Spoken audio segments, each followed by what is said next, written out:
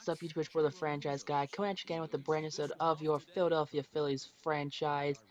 Coming at you from spring training right now. We're trying to see if these players that we signed last episode can make a difference on this team. We have Yair Munoz leading off this episode, playing some third base.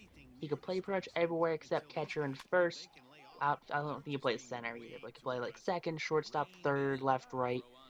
He is a utility player, something we love to see, something we love to have on this team.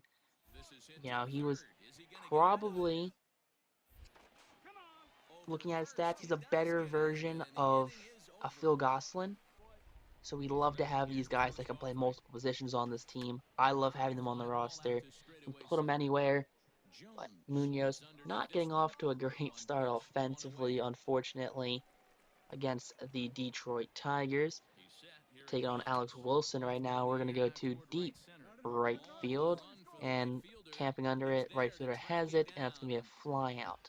Now will come up Ubaldo Jimenez. I mean, the spring so far, I think he had some pitching last game, but he has a 6.75 ERA and 1 1/3 innings pitched with only one hit allowed, 3 walks to 2 strikeouts. Command is going to be a problem with Ubaldo. I'm going to tell you that now. So, I have him right now slated as a AAA starter. So he's going to be either a AAA starter or he's going to be an MLB bullpen arm. So depending on what we need or what's happening with the team, that's kind of going to dictate what Ubaldo Jimenez is going to do on this team. Unfortunately, I think I'm leaning more putting him in AAA as started off. I think that's probably where he's going to end up anyway with the Rockies. I understand that, he signed back with the Rockies. That's the team he started with. But unfortunately, he's probably up on AAA anyway, if not even on their 40-man. So kind of maybe giving him a better chance to actually play some MLB baseball. So that's my thinking behind it. He got through that first inning though. Lots of hits, didn't let any runs though. Up to bat now, and he's gonna put some lumber on that ball right there. That's gonna be a single up the middle, and he's gonna get himself an RBI right there.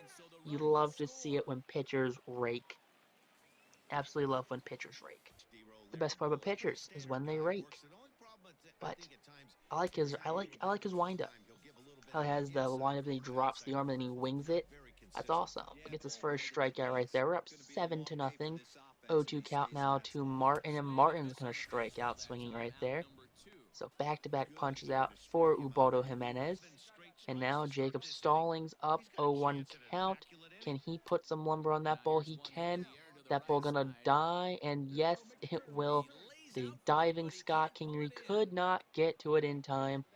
So unfortunately, it's gonna be a base hit as Derek Holland, the pitcher, is up now, and pitchers can't rake when they're taking on Ubaldo Jimenez. The man still throws cheddar.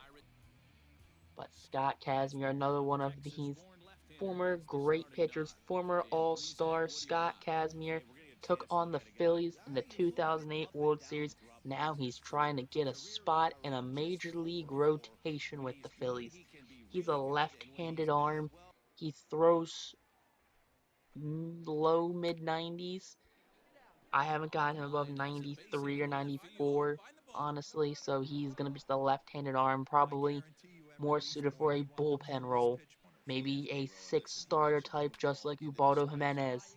I also have him slated off probably to start the season off in AAA and move up and down based on how the lefties in our bullpen are doing. But Scott Kazmir gets the strikeout right there. Now Ronaldo Nunez gonna strike out swinging as well. So back-to-back punch out for Scotty K and Anthony Salander right there. I hope I said that name right. Going to ground out to second base right there. Don't understand why Kimmer went to second instead of going to first. I think that would have been an easier play right there. But Pat Valka, I believe I definitely butchered that name. Is going to fly out to left field. Kazmir has handled this Orioles rotation so far. His lineup has not shown any real problems to Scott Kazmir. Kazmir has not pitched in the past couple of seasons. Now Ryan Mountcastle, the third baseman, up, and he is going to strike out right there. That's going to be probably the third strikeout of the inning. But Carlos Estevez, the big bullpen arm, can throw probably upwards of 100 miles an hour if you really push him to it. 98 was what his recorded gun time was on the scout from the trade from last episode, where we did trade away Dave Robertson for Estevez and a throw to Roberto Jimenez. But gonna get the puncher right there. It's gonna be his first strikeout. He is a bullpen arm. Maybe we use him as an opener. I highly doubt we use him as an opener. Maybe we use him as an opener when you throw in after that like a Nick Pavetta, something different like that, because he's definitely a change of pace from your typical opener. He throws a lot of heat and he mixes in some really good off-speed pitches. But Estevez to the bottom top of the second. That's going to be a fleeting fly ball, and the center fielder will get to it in time. That's times you have good defense behind pitching. They can get to balls like that. Boba shut up now, and Harper will camp under it in right field. It's going to be the second out of the inning. So you love to see that. And Randall Grichuk up now. It's going to be a pop-up, pulling his best Cliff Lee impression, and he's going to nonchalantly catch that. And that's going to be a very seamless outing for Carlos Estevez. Alec Baum up now, the Phillies' number 2 prospect in the organization. Third baseman probably will be making an MLB debut sometime this season. He's only blocked off mostly by Gene Segura. You hate to see it, honestly, you really do. But Baum getting a hit right there. Up again now, he's going to strike out against Rich Hill, the veteran lefty. He's like 400 years old. He got arrested at some concert, I believe.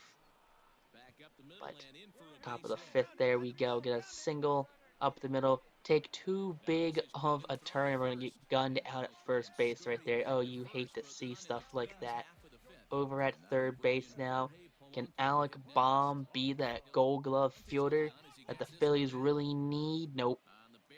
Nope, he cannot. That's going to be a blunder of a play right there. Arrieta's going to have something to complain about to the media. But Christian Bethancourt, former Braves top prospect Christian Bethancourt right here. Man used to be a bullpen arm. He started off as a catcher.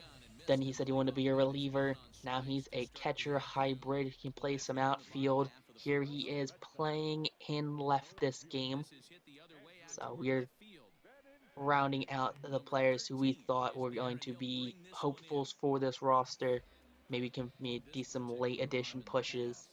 But as of right now, I don't see a place for a lot of them. Bethancourt especially, he's a strange combo of catcher and the outfield. Problem is, we have JT and we have Devi Grulin, so I don't really know much else to do with Bethancourt, honestly.